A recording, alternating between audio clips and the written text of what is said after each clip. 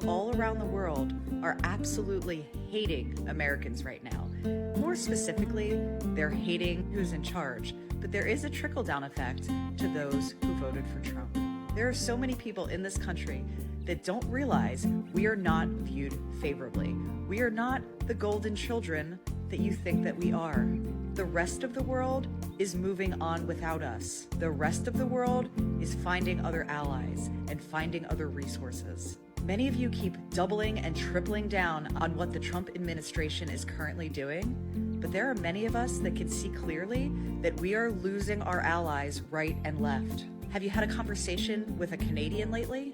I understand that many of you voted for this, and this is exactly what you want. But there are plenty of us that are not okay with the way things are going right now.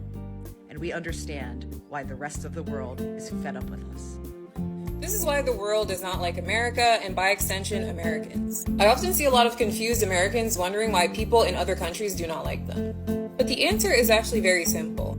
Most Americans do not know the true history of their country. And the US's reach is huge when it comes to destabilizing countries and destroying the environment. Overthrowing governments that are democratically elected, villainizing and sanctioning countries that fail to do what they want, sabotaging the progress of countries that are typically resource-rich, contributing to genocides in mass slaughter around the world by providing money and weapons to regimes that are known to commit human rights abuses. And if it's not destroying your country through these tangible and bureaucratic means, also just illegal, then they're destroying your country culturally. And what's crazy is the more that I learn about the histories of certain cultures in certain regions, the one thing that I'm noticing is that the US always leaves a trail, whether it's a trail of blood, bodies, and just complete disaster. They completely rewrite history and peddle lies about their impact abroad, rather pushing this narrative to its citizens that it brings freedom and democracy to other countries when everyone else who's been impacted by this country knows that that's a lie. And Americans believe it.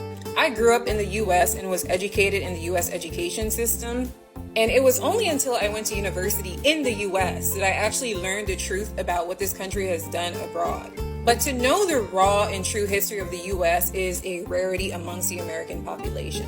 And when your country has had such disastrous effects globally, especially on the global majority, people are not going to like you if you state the antithesis and you state propaganda that literally goes against the realities that people are living still to this day.